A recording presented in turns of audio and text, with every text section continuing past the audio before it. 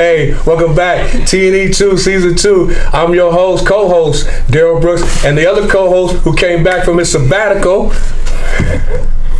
The resurrection, Dre McDaniel, Dr. Dre himself. The next episode, Dr. Dre is back. Hey, man, we have a good time. It's the holiday season, man, and I really appreciate you guys checking us out on our Facebook, our LinkedIn, our YouTube channel, The Brotherhood of Mental Health. I do got a hoarse, my voice is kind of hoarse, but I'm still going to go through it anyway. Check this out. We have two wonderful ladies joining us today for our good episode that we're talking about life, love, relationships. We're going to chop it up from the males and the female's perspective, and these are Miss Solanda and also Robin are here. Did I say it right? Yes. I got it. This is the first time ever that I said a therapist's name, but we're going to try to have a good time. Please introduce yourselves to the crew that we have out here, please. Absolutely. Hello. Yes, Solanda Smith is my name. He did excellent, by the way. Yes. I am in private practice. The Inner Circle Counseling Center in Old Fourth Ward is where I am at. Okay. I've been in psychotherapy for 20 years, still enjoy it, and that's just where my heart is. Gotcha. Hey, Miss Robin. So Solanda makes me look like a baby. My name is Robin Menifee. I'm an APC. I've been in counseling for about 2 years now. I work in private practice at Inner Coach Counseling over on Beaufort Highway. All right, and Beaufort Highway. So these are locals right here, locals of the ATL. As you know, myself and Dre. Dre's the chemical addiction counselor. He's working as he does all the time. I'm also a licensed professional counselor. I've been working here with relationships and dating. And so let's go ahead and get into this. Let's jump into it. First thing I would like to say is that, how many of us have clients that talk about, well, first of all, I have some female clients that talk about that there's just no good men out here, and that the men are Real. Yeah, that's right. This is the show that we keep it real. So they said that we out there, but like I said, the ratio is 10 to 20 to 1, right? What is it, Dre? Talk to me. 25 to 1 in Atlanta. So look at it. So here's the thing. How does a man date in this day and age? And I'm gonna talk to these ladies. What do y'all think about it? When the ratio is 25 to 1, how do we date? What's supposed to be the dating game? The dating game. How do you balance between Sure. in 25 to 1? Yeah. Well, just because it's 25 to 1 doesn't mean you have to try to Get all 25? Yes, you absolutely. Sure? I'm positive. That's not what that means. And I think that's what happens is we're often it's too much out there. It's too much movement out there, and so we try to go out there and capture it all. Okay. And I don't think there's quality anymore when you're out there looking. Quality. Wow. I never heard that one. You heard of that one, Dre? Quality? No, that's new. That's It's more about quantity. Okay. Instead of quality. So, Miss Solana. I love that. Absolutely, Robin. I hear the same thing. So when I'm working with men, it's interesting because many times they will say, look, I'm going to keep it real with you. It's a lot of flavors of ice cream out here. Absolutely. And sometimes it's hard to stay focused. Okay. However, when I find someone that really helps me be my best, that supports me, that's on my team, I'm just looking. Okay. They just become flavors of those possibilities, but I don't step forward. Then I have clients who say, look, I moved here particularly because there are a lot of different flavors of ice cream or a lot of women and they can have the variety. So Right. I hear it both ways. Right, true. Dre, what you got to say? I'm kind of biased on I'm receiving all the panel's views, but being from Atlanta, I think it's the mindset of the individual, speaking from a male's perspective. I know I can get in the mindset when I'm tired of going from Stone Mountain to Roswell to College Park to East Point dating. Right. I want to just concentrate on this one individual. But I think we're living in a time where no one wants to ride the storm out. They're so quick to okay, you piss me off. I know I have options. But if I know this is the one, let's see, can we weather the storm together? Gotcha. I was speaking for myself at this stage in my life compared to when you and I first met. That's true. I'm a different creature. Mentally. Yeah. So a little bit more foundation. I look for more substance. Gotcha. As opposed to 10, 15, 20 years ago, I needed you to have these physical attributes. Yeah. And we'll worry about everything else later. True. And my father used to tell me, make sure when you're at your lowest low, and I don't want to get too graphic, but make sure that if that person really cares about you, will she wipe your butt? You know, when you can't. Gotcha. Then you got somebody that's in your corner. Right. So, and then it's pros and cons to it. And, you know, it's like anything else. You have to take the good with the bad. Right. It is what it is. Yeah, but getting to that, even getting to the point of dating to get to your lowest low, to one client of mine, and they were saying that their criteria of a guy should be this, and they broke it down. You know, credit, job, speaks very good, fluent, affluent, good history of education, loves family. So they have this big picking order list, okay? And so when they date a guy that he's hitting the list and also he misses on one, then they said, okay, I'm done. You know, they don't even put him in friend zone.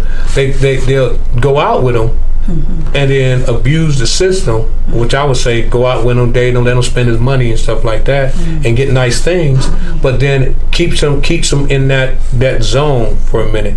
So, have you ever encountered some of your clients where they were caught up in that zone, especially some of your male clients?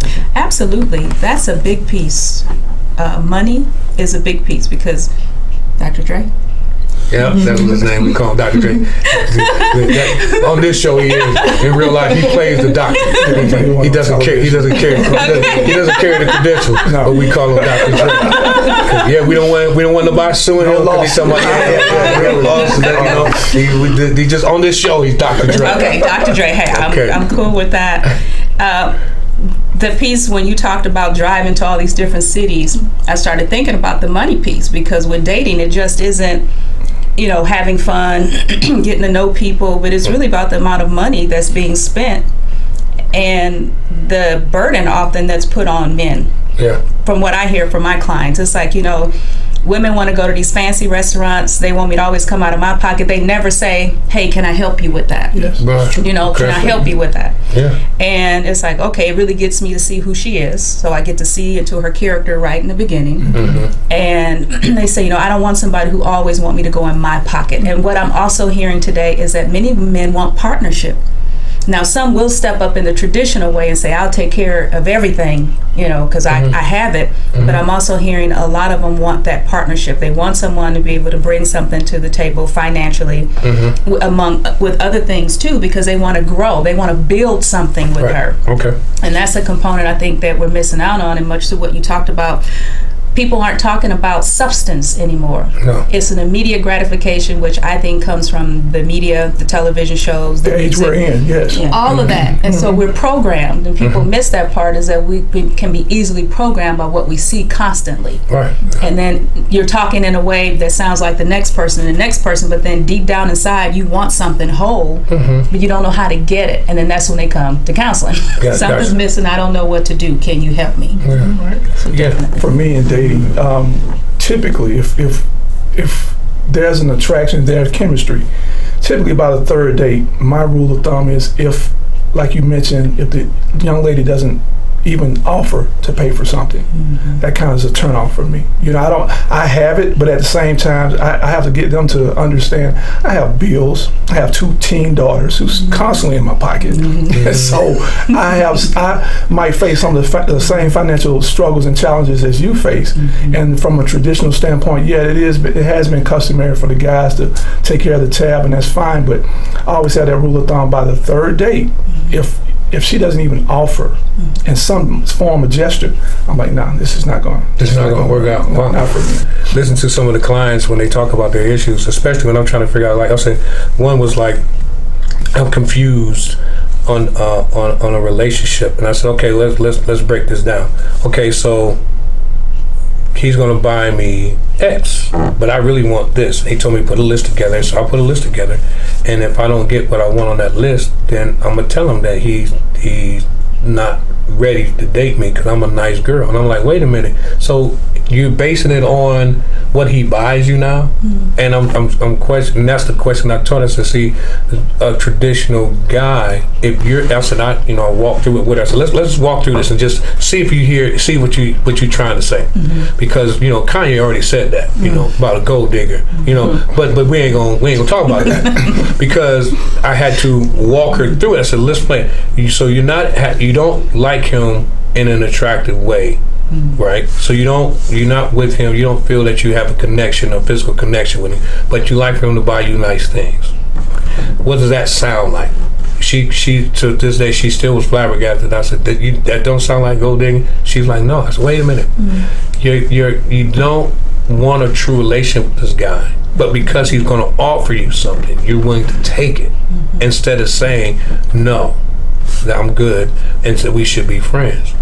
The question I have is, is that just the norm now for the ladies to do that? Because this is not just one of my clients. There's other clients who have said similar things to where they was like, if they're taking me out, let's back up. When we first dated, or when we were in our dating game, what was most of the spots that we would go on the first date? Something mutual, neutral, and not too expensive. I'm not saying we all went to McDonald's and Chuck E. Cheese, but we did went to somewhere like a TGI Fridays or something that was really, really still hip, still up. These guys want to go to Capitol Grill right off the rip. They want to go to, Stony River. They want to hit them. They want to hit them places hard. And I'm like, wait a minute. First of all,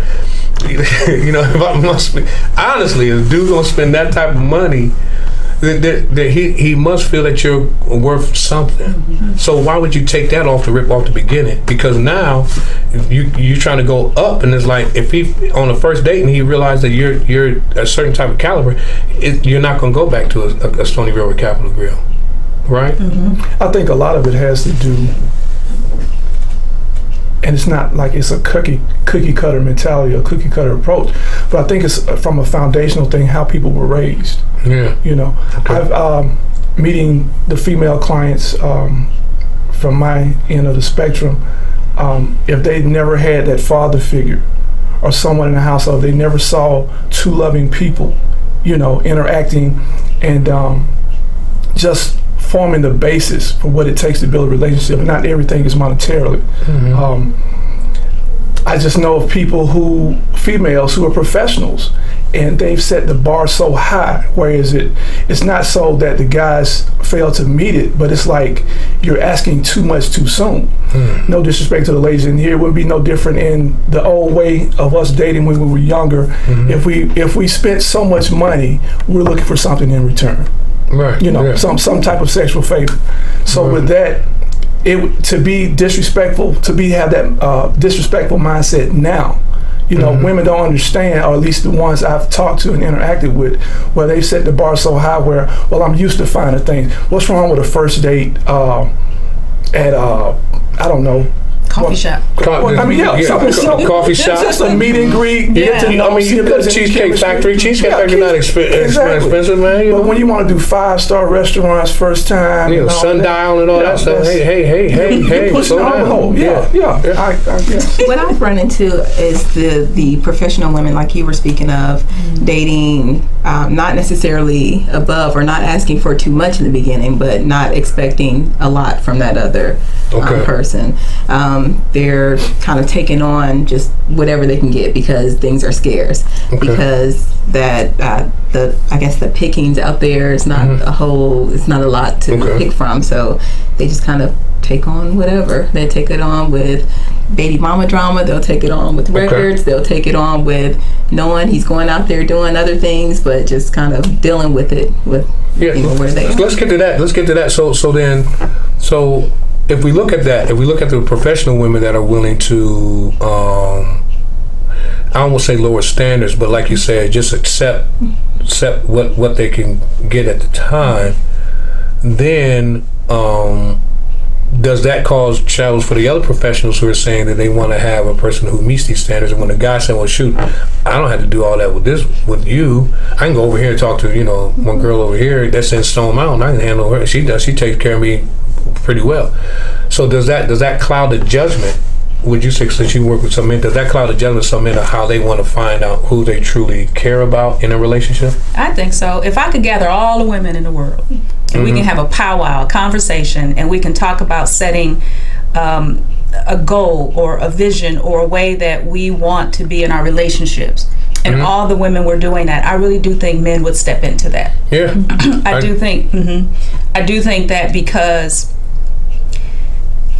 women have a tendency to be pleasers. That's like if we talk about hormones, just biology. Let's go with it. Let's go. Okay. This is a show. Women are pleasers. They're nurturers. So they want to help someone be happy. Okay, and that's another reason why they always maybe give in to what he wants. They want to be accepted. They want to know that they're doing things right. Even if you put too much salt on the mashed potato, she gonna make sure she put a dash next time. If she sees your face frown, she wants to please.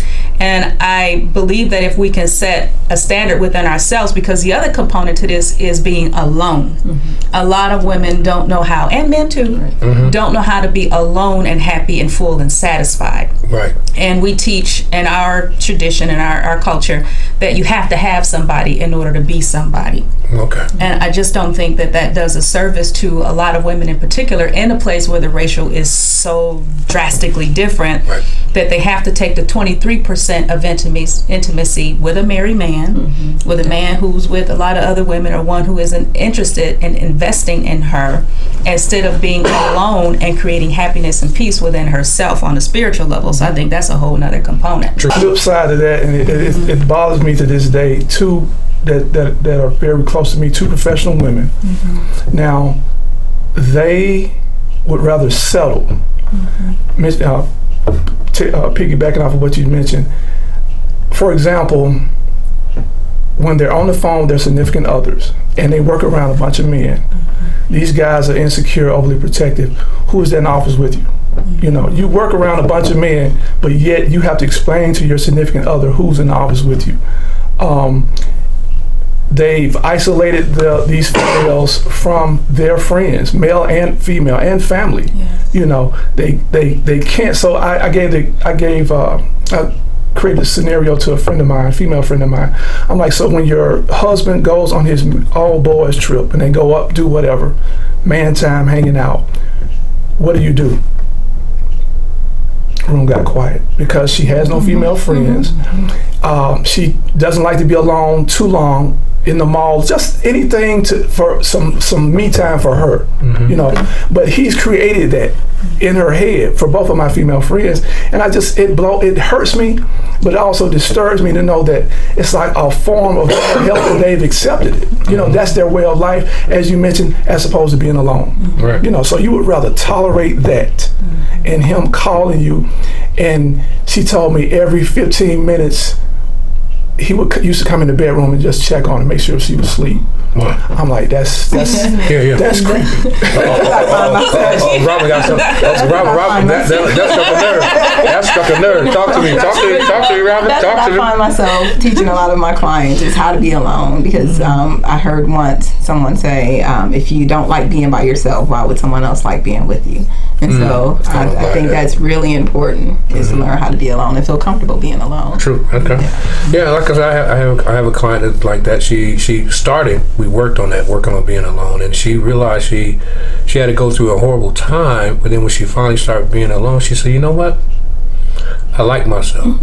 And then when she would talk to the guys, she's like, this is not the person that I want to be with, because they're not going to help me out. And so the way she ended those relationships with those guys were more respecting of her than they did the first time, when she would give in after a while, like, no, I don't want to do it, and all of a sudden later on they keep teasing, and they finally, she gives in.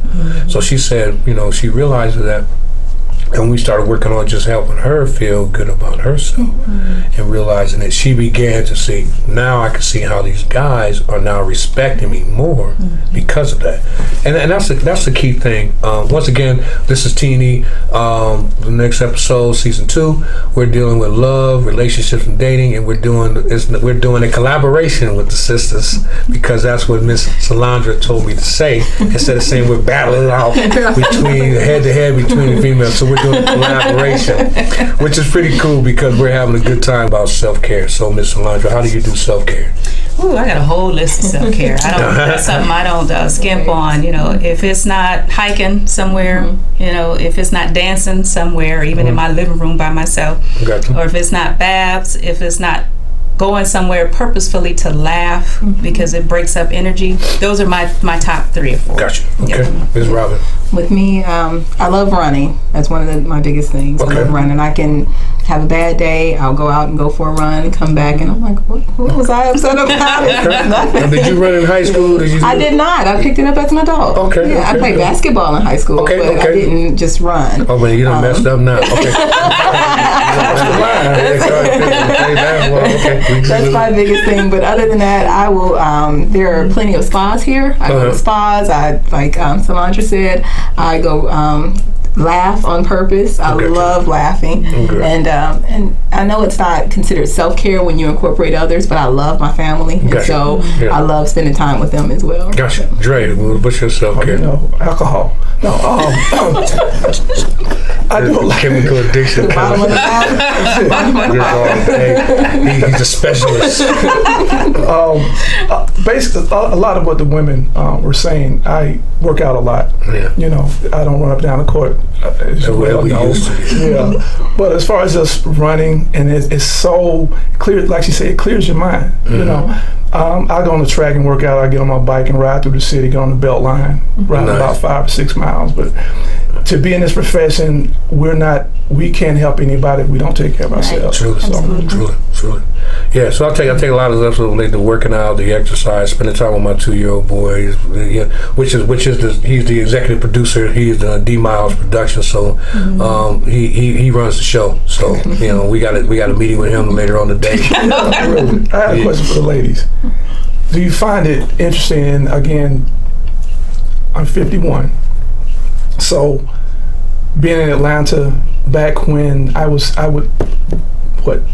early 90s, I would hang out in a crowd or a group of the same entourage with Deion Sanders and Dominique Wilkins when they were, quote, running the city.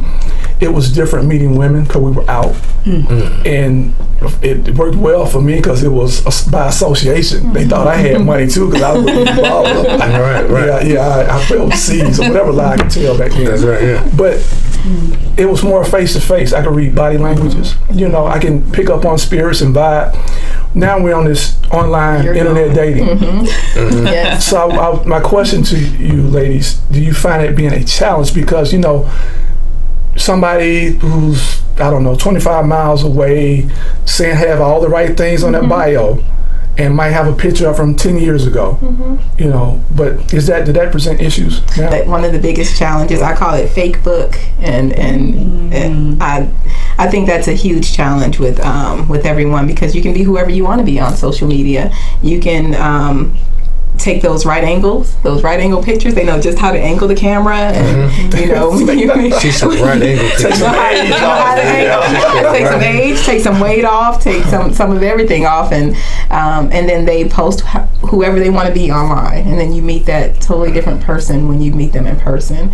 But I think social media is playing a huge part in how we represent ourselves on social media, and then who we are in person. Okay.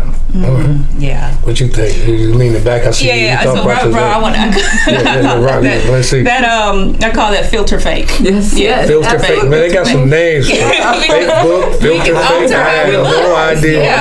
I had no idea. We can alter everything on those photos. Okay. So I think that's a great point with the social media. I might have to try that. No, go ahead. I have to throw everything away because he isn't meeting everything. One, life is too short. This is so true. Yeah. Two, there are so many people out here. You wonder why it's difficult to find somebody to share your life with when there's billions of people on the planet. And three, we really have to be accountable for ourselves and start looking into ourselves. And I'm not trying to sound, I know this is a therapist setting, but to therapy, or woo-woo about things. No. But the truth is, we really need to start looking at us a little bit more deeply, because we play half of the part in a relationship. True. So when we're online, we're only presenting a portion of ourselves, and then we still need to get to know the person. Right. So online is great to meet people. I mean, that's where a lot of the men are going, is online. I had one lady tell me, I know I was looking good this day. I was looking good. And she said, I knew I was going to get somebody. And so she said, not nan one man looked at me. Not nan one man looked at me. And she said, what is wrong? Tell me the truth, Slaughter. What's wrong with me? And we can laugh in the therapy room. This is what I enjoy. I said, the truth is a lot of men have been programmed to find you online. Right. A lot don't have that magic of interacting anymore that Dr. Dre was talking about. Right. It's like, let me check her out first, because then I don't have to waste my time even approaching or get rejected, because truth be told, men don't like to be rejected when they're approaching women. Well, that's true. That coming from the perspective, like I say, because I've been to things called key parties and mass parties back in the day with some of the NFL players, just like I said, the Deion Sanders and stuff like that, where you would be, where women would be there at a beck and call, and it could be whatever. It's going down, and you had a fun time. But you the thing about it is now, I mean, even the sexual part, I'm just taking that out. It was just the fact that it was still you still conversed and you talked. And as I noticed that even when you're at the dance clubs, and whatever clubs and stuff like that, you communicated, you talk. You say, hey, would you like to dance and stuff like that? You dance, but what you do, stuff like that. You might be sweating, your perm and something out when you dance and stuff like that. But the whole game was, after you had that, there was that conversation. Can I call you? Can we go out? Can we go get breakfast? And then we talk from there. Now it is. I'm sorry that this guy that was messing with one of my female clients, he wanted to say something intimate to her. He couldn't even say it to her. He had to text it to her. So I'm like, what is that? What game? Where did that come into play? Where you can't be man enough, and I had to say it that way, man enough to say how you truly feel about a person. You want to text it to them for fear of being rejected.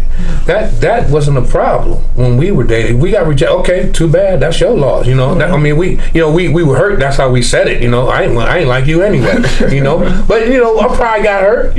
But it wasn't to the point where I got to put it on a text. There's no tone, there's no diction, there's nothing there. And so I try to talk to the female clients that come to me for I'm going to get the male perspectives. I say you get two perspectives. You get the therapy perspective, and you're going to get the Steve Harvey, tell it like it is, because men don't want to give up the secrets, and we're not trying to give up secrets. But I'm telling you, there are tones and undertones that happens when a person does something. So when a man texts a conversation rather than having a conversation, to me, then that's not a man. And it's a lost art of conversation, right? Just overall, And I tell the times I've been online, way long time ago. Yeah, you got to say that because it's dating.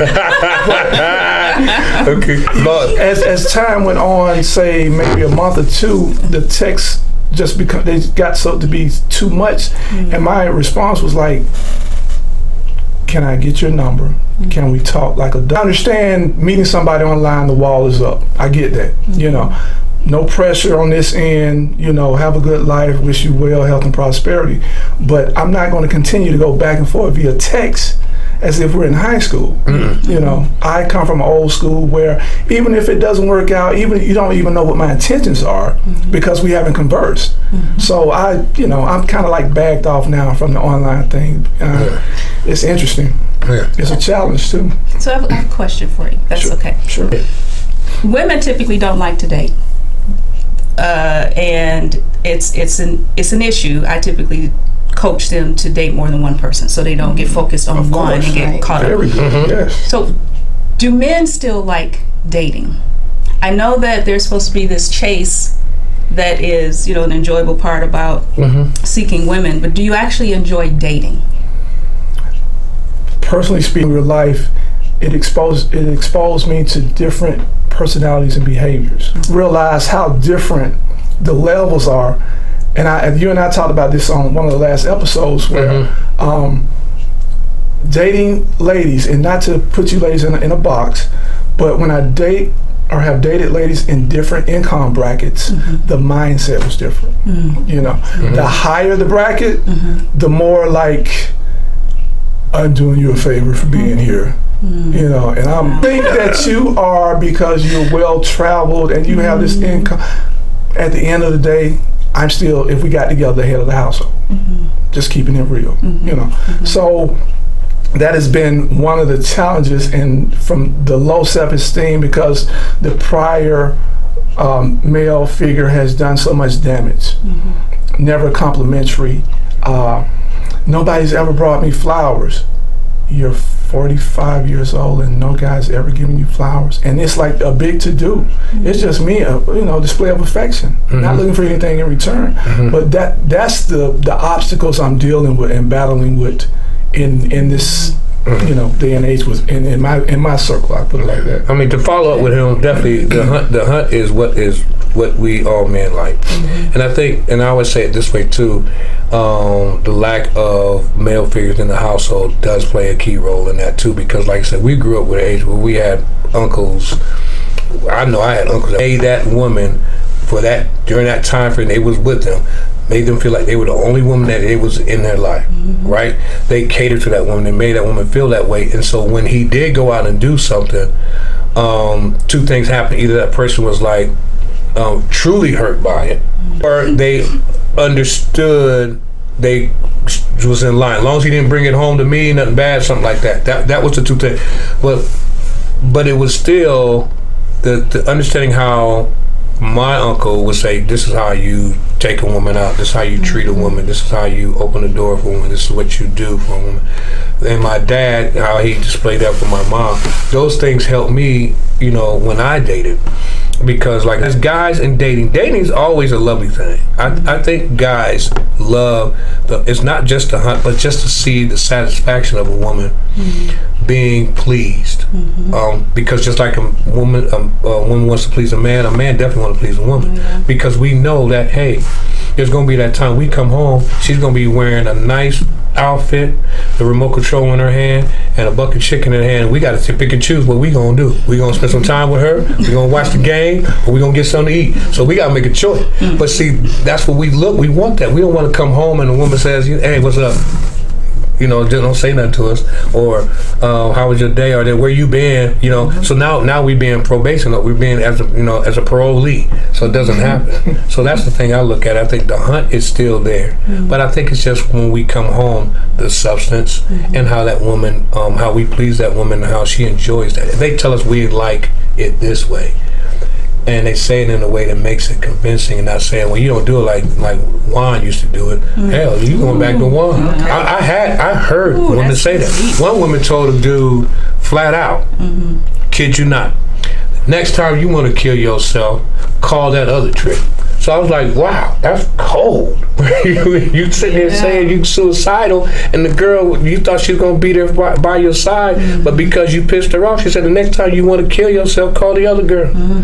That says something, So it goes both ways, but the point I was making was that us guys do still enjoy that dating thing. I still take my wife out. I still, ask her things. I still bring her stuff, little cards. So we like to see that. She gives me cards. We go on dates. It's kind of hard with a 2-year-old, but we do the kindred family soul thing. We gotta creep around like we sneaking out, so it's pretty cool. I think one of the things, dating as a whole, especially as you get older, speaking to the younger guys at the barbershop, 20s and 30s, who are going through or walking the steps that I've traveled, it's the issue still presents itself, and I'll pose it to you ladies. So at what point in your dating life, if this is the one or has the potential to be the one, because sex is always but how far along, because everybody gauges it differently before you feel it's okay to cross that line with intimacy? And I dressed that up, so deal with it. You want to answer? Sure. So she said, sure, okay, let's break it down. Because it varies, and it varies by individual. To me, it just depends, and I think that's what I run across with a lot of my clients is they do it too soon before they get to know that person. Right. They're still getting to know that person, but they see that imposter, that person that may bring flowers or may do different things, may try to wine and dine. May try to wine and dine, but then after a certain point, all that stuff is over. Just like Daryl said, he still takes his wife out on dates and things like that. So sometimes it's hard you can't really gauge that. You have to. That's where communication comes in. That's what I think is lost right now. We don't communicate because we're texting so much, or because we're DMing so much, or how they say hit me in my DM or whatever. Okay. Because we're doing that now. That's what the young people do. That's their way of talking or getting the attention of the other person. Is they hit them in their DM, and that's their way of saying, "Hey, how you doing? I want to talk to you." Okay. You might have to break it down a little. Yeah. Break it down for us. 51-old. If you're on social media, you instant message them. Yeah, I am, right? So DM is what? Direct message. Message. Yes. So you get into their DM or their I. Y'all making me feel so cool. I have teenagers, and that's how Okay, all right. But they go into their DM. But some of these women, conversation. Okay, some of these women, but they send pictures. This is true. Talk about that because there is a market for that. I was going to go to that because as much as you try to, and the barbershop is still a wealth of knowledge, and you see all different types of dating experiences. But I know for a fact, Plenty of Fish and Tinder, there's a market for that. Just okay, you look good, she look good. Let's meet. No strings attached. We're not trying to engage in a relationship. It is what it is. So right. That which makes it even harder. So harder for what? Dating or harder for dating? Okay. Yeah. All right. I just want to make sure what you're saying is harder for. I think because a lot of women, I'm speaking on the behalf of women, a lot of women don't know when it's a good time to cross that line into that intimacy. A lot of my clients, I see them. One of my clients particularly will say, I feel unloved or unworthy, because when they get to that point, I believe she, may cross that line, and then the guy goes the other way. And so it's not getting to know that person first and learning who they are and getting to know them as that person before crossing that line. Okay, let me ask you this though. So would that be something that you would have her refer to a sexual therapist about pertaining to that intimacy, or would that be something? Because here's the question: is if a guy gets to that point where they are getting intimate, and he probably blows it back out, excuse me, and stuff like that. So, hey, I'm trying to be real here, man. I'm trying to be real here. So things happen, man, or he expects it's gonna be this fire, Bob Backlund type wrestling type moves or whatever they all into it together and grind and sweaty and stuff like that. They don't pop off like that, and he walks away. Good point. What is it? Does that damper her thought of herself and who she is sexually? Because here's the thing, everybody can't be an Amber Rose, but a lot of dudes want to be with Amber Rose or Kim Kardashian. Let's just be honest. That's what they want. They want someone of that caliber, or even like the Corinne Stephens back in the day when she calls herself, Superhead. But those are the dudes would want to be around with someone who has that type of sexuality that gets down like that. Because that makes the man pleased, because that's the instant gratification that we're looking for. And if a woman that has the beauty and has the wealth, and also the intelligence to do stuff like that, they want to gravitate to them, right? Because as you can see, marketing is that way. You're looking at the Nicki Minaj, look at all these newly singers and stuff like that are injecting themselves to have a figure, whereas when we were growing up, all you had to do, a lot of the women worked out, ran track, or kept herself in shape, so you was cool with that, you didn't worry about someone. I mean, wig is a wig, now everything just implanted, when they injecting collagen in their lips to make their lips fuller. Now they did the breast implants, now they doing butt implants and thighs and stuff like that, cutting the waist down. Well, okay, you're doing a lot of this for what purpose? And that's what I'm trying. And that's what I think most of the guys are saying. Okay, when we get to one of those type of girls, and we then they underproduce. Guys can underproduce too. I'm not going to, I don't know about, I'm not The ladies at some point in time is like, well, John, lose my number because, it can't work out. But I would be, like Darryl said, I would love to just hear from the female's perspective how that plays. Did you want to continue? I was going to say, going back to what you were asking about referring to a psychiatrist, I think that would be way down the line. I think first we have to address those self-esteem issues. Why are you giving it up so soon? Why do you feel like you have to give it up so soon to keep him close to you? Okay. There's so many other issues we have to address before we get to that point. Yeah. Gotcha. Good. Yeah. Come on, Ms. Salon. Wow. I think everybody's different. I know Steve Harvey puts in his book 90 days. I know some people say at least 30. Some people say 3 days. Because, and this is men and women, they say if I don't know what they're like in the bedroom, I really don't need to take it any further. I'm wasting my time because it's very important to me to have a great sexual experience. True. That's just on their standard list. Right. And I've heard it both ways where someone can meet and the chemistry is so powerful that they can have sex. And then they're together for 40 years. The sex was just an act, but they didn't let that define or get in the way of getting to know each other to see if there were any other value, or investments they could make with this person. Cool. Okay. Nowadays, because I am a certified sex addiction therapist, that's what I kind of figured. we do need to do a little bit more investigating because I can look at somebody, talk to them for 5 minutes, maybe 10, and know what's going on. Other people don't know because it's been normalized, what you were saying about the filters and the cutting down the waist and the big, and making this bigger and all of this other stuff. Right. Is that people can't identify somebody who has a sex addiction. Now, there are some people who will say there's no such thing as sex addiction. And that is very natural to have sex. But when it starts to impede on your family, your money, your health, and your livelihood, that's an addiction rather than alcohol, substance. Yes. And the brain lights up the same way when you have a sex addiction as when you're using substances. So I think, one, it depends on the person. And also what the person's goal is, like if it's of a man and who he is. And that's partly why I've decided to work with men, because a lot of women don't understand men. And a lot of men don't understand women. So I'm helping men understand women so that they don't feel powerless. They don't feel like they're defeated or trapped. That, and then also just because people aren't, let me just get to know you and have a good time, let me see what I can get from you, instant gratification mentality, you really have to do your homework. So, Miss Salonda. Yes. Got it. Okay. So we're coming back to you, talking about sex therapy, and I'm saying so sexual addiction. What are considered some of the things that you would say, what are some of the characteristics of an, I know you said it has to do with, if it comes to money, family, time. Oh yeah. So loss of time. Loss of time. How do you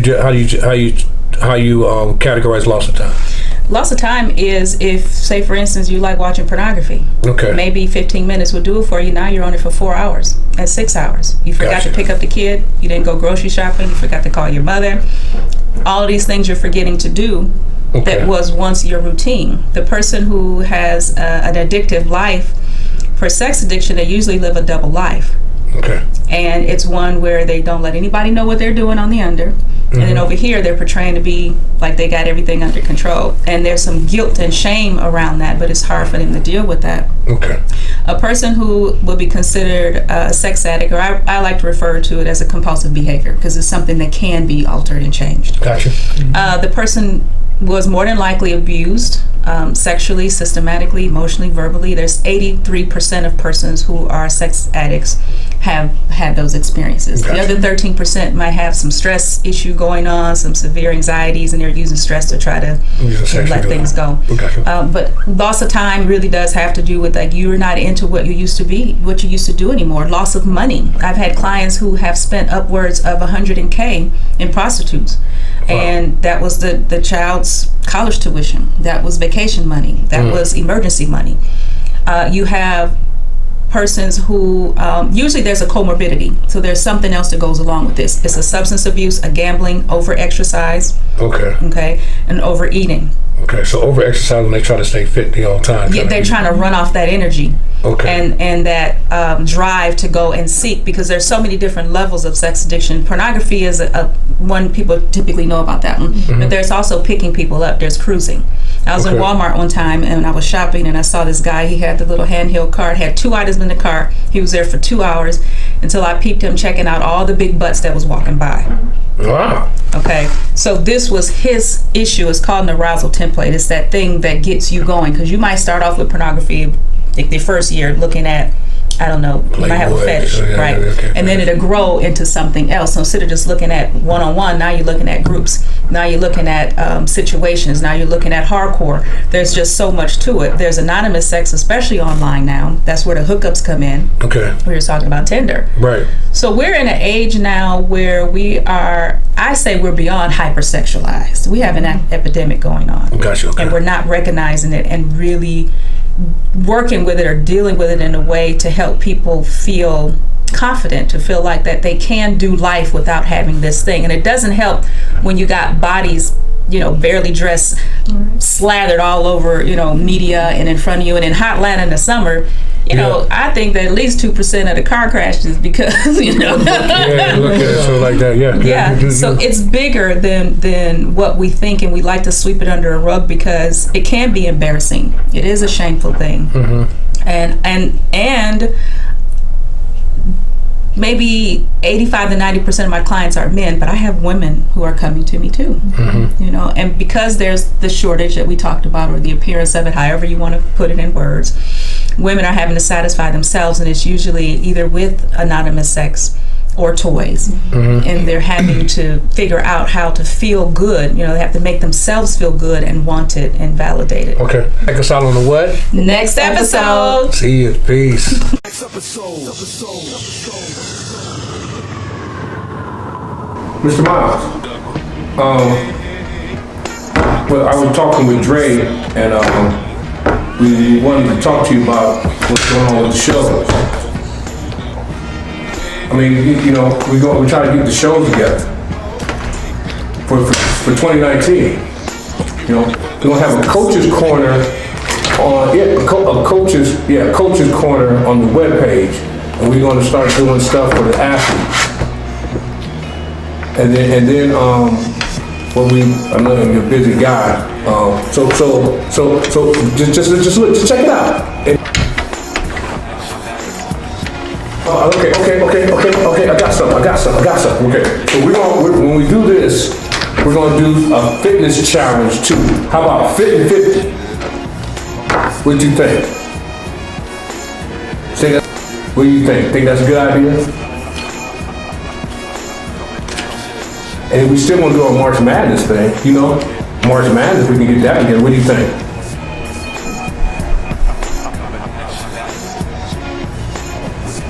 Mr. Miles, why'd you close the door? Why are you walking away from the deal?